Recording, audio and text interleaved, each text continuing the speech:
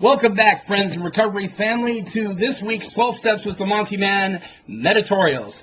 This week I'm going to pull the Meditorial out from the ancient book of Meditorials and pick one. Let's see.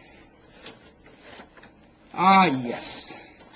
This one is entitled, How Dare You Cut Me Off? Please limit your sharing to 5 minutes so everyone has a time to share. It's a common request at large meetings, and most of us are obliged to follow those simple instructions. At times, a well-meaning member may go over the time limit, and the chairperson may interrupt by saying, "Thank you for sharing," or something to that effect. But have you ever been cut off before your minutes were up? I have, and to be honest, I wasn't feeling very good about it either.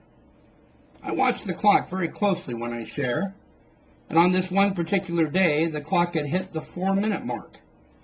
Just as I was wrapping it up, 3 people spoke up at the same time to let me know my time was done. I felt like I'd been cheated out of my time. Some folks could not handle the truth about recovery from my point of view and had interrupted my share. I had applied everything to my own experience, my own strength and hope. It was even a politically correct share. How dare they do this to me, I told myself.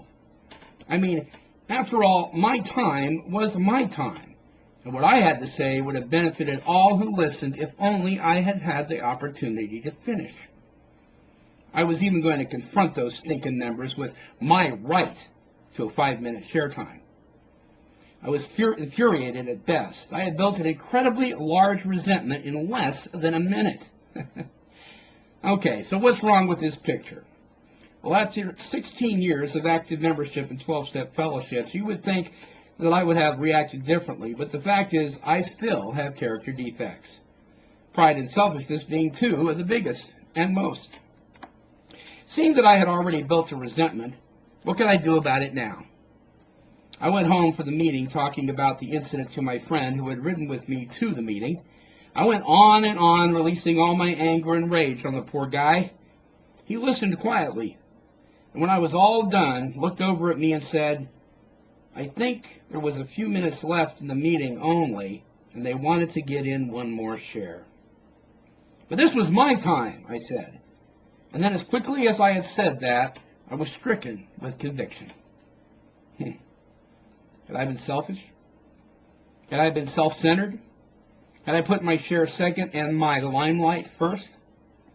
Who was I trying to impress anyway? Was this a habit? Perhaps I was beginning to ramble. My resentment began to fade with the gentle conviction of my higher power when he nudged me back into healthy thinking. Were these fellow members out to get me? Did they wake up that morning with the intention to hurt the Monty Man? Of course not. They were only looking out for the best interest of the group. What was my part in this? That was the real question I needed to ask myself. It was time to call my sponsor and to cop to my attitude. It was time to stop blaming and start applying the steps and traditions. I had entered into the growth zone. I was given one of the most important opportunities a person could receive, the opportunity for growth and another closer step towards maturity. It was time to be grateful. Well, the making of amends was done in a timely manner and was accepted with love and encouragement by all. And I came to realize that putting myself first is not a right. And anything and any time I have the opportunity to share, it is but a privilege. Well, folks, I hope you can think on that a little bit before you speak up too soon, and I hope I will too. These principles of the 12 steps, which are biblical principles, are there for our good and to benefit us in our recovery. So until next time, this is the Monty Man, and I'm wishing God's perfect serenity for you.